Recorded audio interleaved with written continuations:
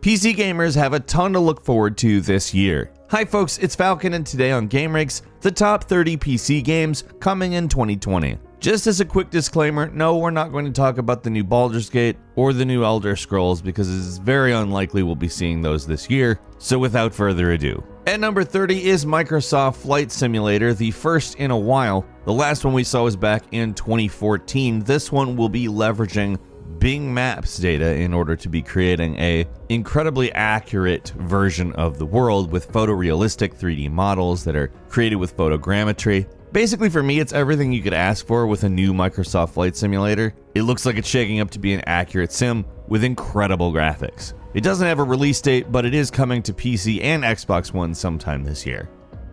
At number 29 is the Destroy All Humans remake, which I'm personally very excited for. Destroy All Humans is one of my favorite games of the last 20 years, to be frank. And it's also great, they're using all of the original voice acting, but completely new graphics. And it looks phenomenal. It looks exactly like you would want it to look. I don't know if you've ever played this game, but it's such a warped, goofy game that came out during a time when AA games, the kind of mid-tier games, were much more frequent and a lot more experimental. It's a game where you're essentially stealing DNA from humans to save your race. It's an outright silly concept, and the game itself is even sillier. I love it. I can't wait to play it again. It's hitting PC as well as all the consoles sometime either Q1 or Q2.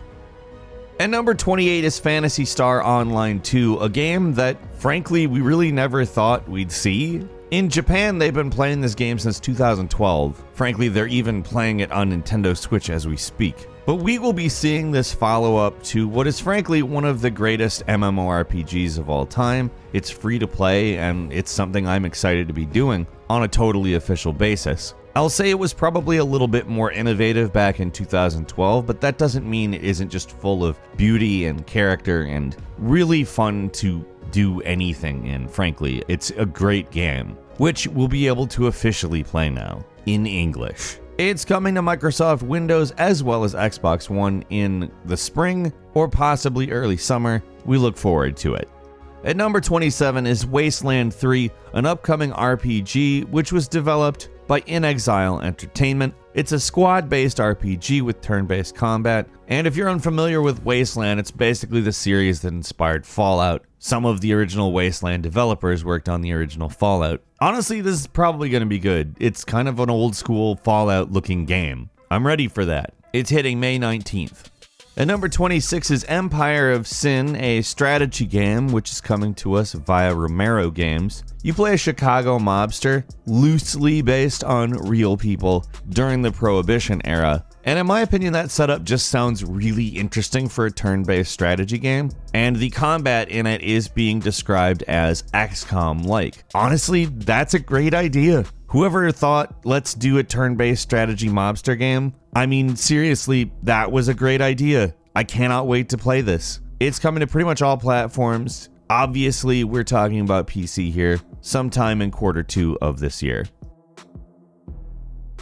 At number 25 is Senua's Saga Hellblade 2, which really looks to up the ante about every aspect of the game. I mean, we've really only seen an in-engine trailer that gave us some astounding looks at the kinds of rendering and animation we'll be seeing. We can only make the assumption that gameplay will be similar, although I have a feeling that the world itself will be significantly larger. The trailer we've been seeing looked like her hyping up a bunch of people to go to war. I'm personally really excited about this. I love the original Hellblade. I'm excited for this. It may launch with the new Xbox, but it is definitely coming to PC.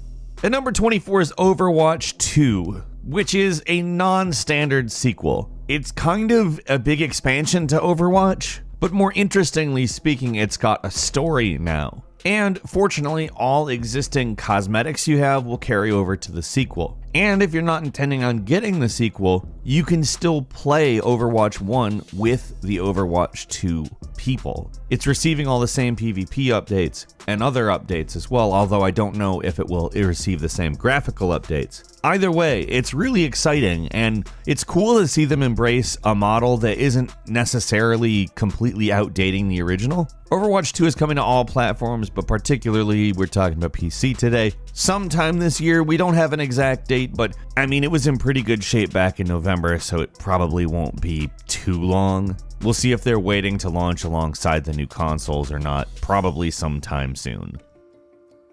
At number 23 is LEGO Star Wars The Skywalker Saga, which is, yes, the complete saga as a LEGO Star Wars. All the humor, all the fun, all the frankly enjoyable gameplay of LEGO Star Wars spanning the entire 9-movie saga, which is really exciting. It's kind of the culmination of the LEGO Star Wars series, obviously. It's coming to everything, including Microsoft Windows, sometime this year.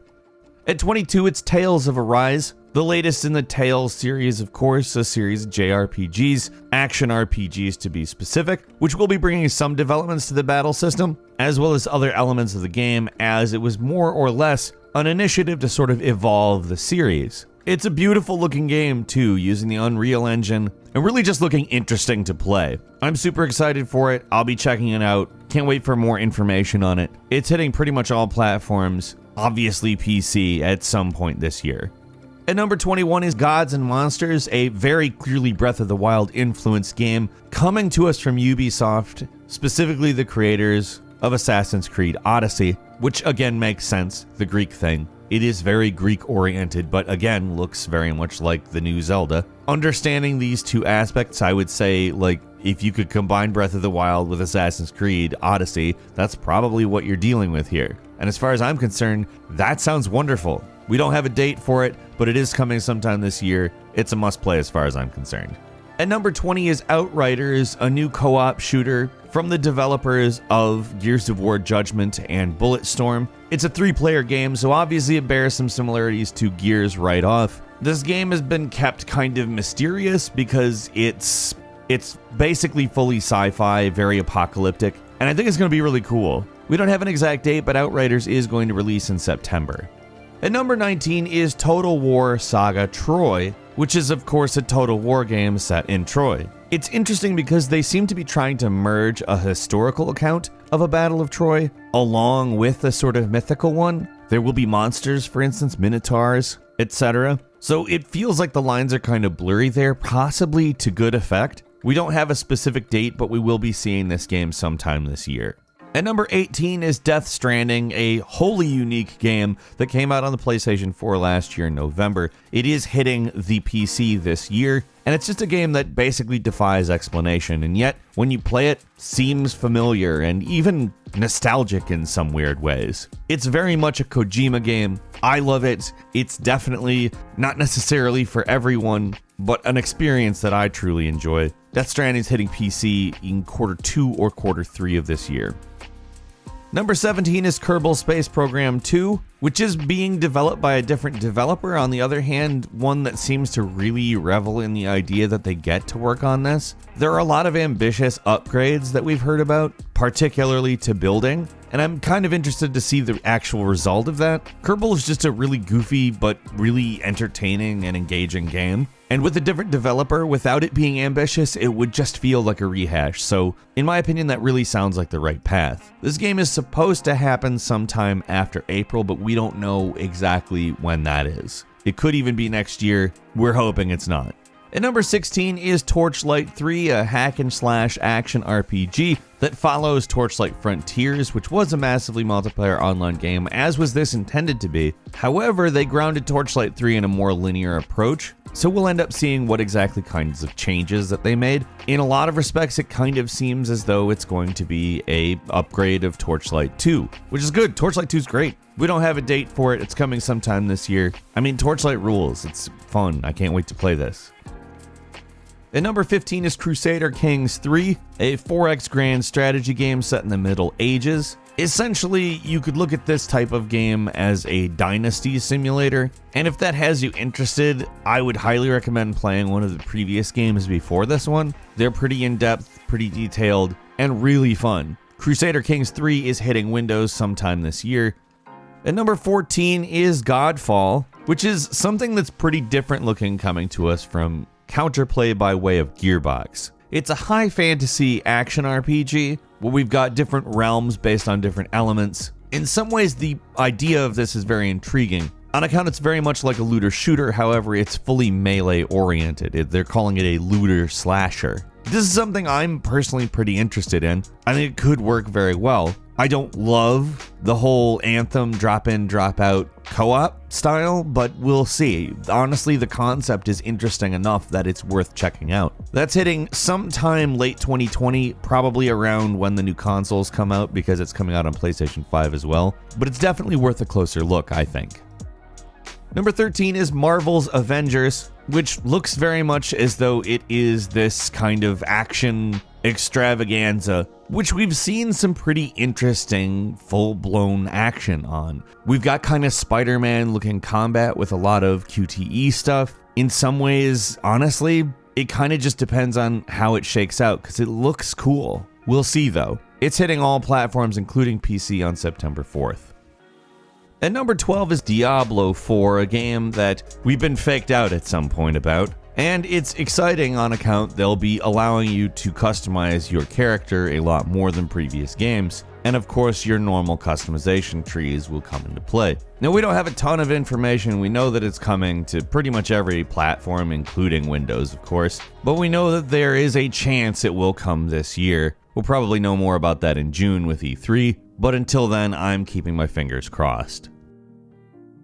At number 11 is the Resident Evil 3 remake, which I don't know how you couldn't be excited for. It's basically getting the same treatment as Resident Evil 2. Because Resident Evil 3 is innately related to Resident Evil 2, some of it taking place before, some of it taking place after the events of Resident Evil 2, it looks very much like a continuation of what was done with the previous remake, which is great because the work they did for the Resident Evil 2 remake elevated that game to a level that just, it deserved it. It was a fantastic game, and technology and expectations have changed. That's perfect for Resident Evil 3 too. It's hitting on April 3rd. I'll be playing it.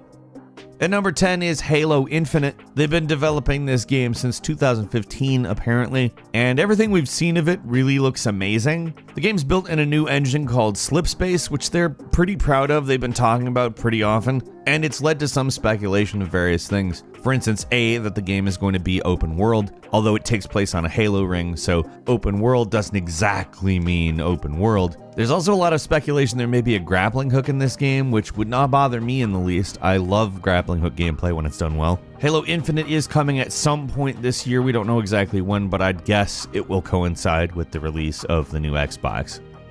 At number 9, we've got Dying Light 2, which, let's just go ahead and say we don't know exactly when it is coming out, but we do know that there's a lot more deep story-oriented elements that are blended into the mechanics of this game. That's probably the reason they've delayed it. However, it's still supposedly possible it's going to come out this year. And if you enjoyed the original Dying Light, that's a really good piece of news. There's apparently double the parkour, paragliders, grappling hooks, stuff that I'm just ready to play, and we have to wait. Still supposedly this year though. Number 8 is Elden Ring, the collaboration between George R.R. Martin and From Software. This is an open-world Dark Souls game, basically, and that's a very interesting prospect on account. While pretty open, they tend to be fairly linear games. This is, in some ways, kind of, I think, a test to see exactly how workable that is, and I can't figure out a better way to have done something like that than collaborating with George R.R. Martin. We don't have a date for this. It's supposedly coming this year. I don't know why you wouldn't be excited about this as a fan of either George R.R. Martin or Dark Souls. I certainly am. At number 7, it's Vampire the Masquerade Bloodlines 2, which is an action RPG where you create a vampire character, select a background, and go out and do vampire stuff. You need blood, you have to feed on people, and it takes place in Seattle during Christmas. Let's just go ahead and say this kind of sounds pretty awesome. The original really didn't do well, not necessarily critically speaking, but commercially. So to see this happen is awesome. We don't have an exact date, but it's coming this year sometime. And number 6 is Watch Dogs Legion, which is basically Watch Dogs set in a future where Brexit has turned Britain into a police state. Honestly, that sounds like a really good idea for a setting, and considering how much better Watch Dogs 2 is than Watch Dogs 1, I'm quite excited to see it. We don't have a date, but it is coming sometime this year. I'm looking forward. And number 5 is Rainbow Six Quarantine, which in a lot of ways gives the vibes of a more sci-fi oriented game. It has to do with an alien parasite, and it looks like a co-op experience in which you basically have to fight your way out of various parasite sites. To me, it sounds a lot like Rainbow Six Siege plus aliens. Maybe with 3-person squads, maybe with more, I don't know exactly, but it looks cool. It's supposedly going to hit sometime in Q1 or Q2 of this year. I would expect more news on that very soon for that to be the truth. We'll see. At number 4 is Doom Eternal. I don't know about you, but I'm pretty darn excited for the follow-up to the 2016 reboot of Doom, which, well, it's not exactly the same thing as the old school Doom. It's certainly a really good game that captures a lot of the great elements of the originals, bringing in a couple of new elements, and of course, this sequel looks to be doing the exact same thing. I've got 2 words for you that I am particularly excited about, and those words are specifically grappling hook shotgun. Oh yes, you know I'm here for grappling hook mechanics. There's a ton of new features that I'm really excited for with this version of Doom. To say the absolute very least, it's coming to all platforms, but it's hitting PC sometime this year. We're excited. At number 3 is Mount & Blade 2 Bannerlord, an action RPG in which a lot of ideas seem to have been upgraded. For instance, sieges are intended to be more on the strategy element of things. There's factions, there's multiplayer. If you liked the previous Mount & Blade, it looks like it's going to be great. Speaking of looks, graphically, it's a huge upgrade from the previous game, which came out in 2008. I'm excited to play it. I enjoyed this game way back when. It's hitting early access in March. At number 2 is Cyberpunk 2077, and let's just go ahead and say, this game looks like it's trying to be everything and might actually kind of deliver. We're talking destructible environments, driving, shooting, stuff that just looks good. Like, it looks like a step above a lot of other things, and on top of that, it looks like a Witcher type RPG. It's hard to actually say the kinds of expectations that I have going into this game for how deep it will be and how engaging it will be, but I kind of think they're going to be met. It's looking good. Cyberpunk 2077 is hitting on September 17th. And finally, at number 1, we have Half-Life Alyx, a VR FPS, which will function as a prequel to Half-Life 2. Now, we don't have a lot more info besides that. We've seen some gameplay. It does look very intriguing. There are some elements that seem genuinely interesting that are VR incorporated, and this could be the thing that finally sort of legitimizes VR. It's a full game, supposedly over 30 hours, and I'm excited for it. I look forward to playing it. That's hitting in March. A couple of bonus games for you are Trials of Mana, which is essentially a remake of an old Super Nintendo game that I'm excited to play personally. I loved the old game. I'd love to see how they've changed it, what they've left. That's hitting April 24th. Hollow Knight Silk Song, which is a Metroidvania action-adventure, and a sequel to Hollow Knight, which was a very cool game. This looking much more expansive and broad and pretty, for that matter. Ori and the Will of the Wisps, another game along those same lines, a sequel to Ori and the Blind Forest, which was a phenomenal game in its own right. This looks to expand the concept much further than the Forest, giving us a lot more variety in terrain.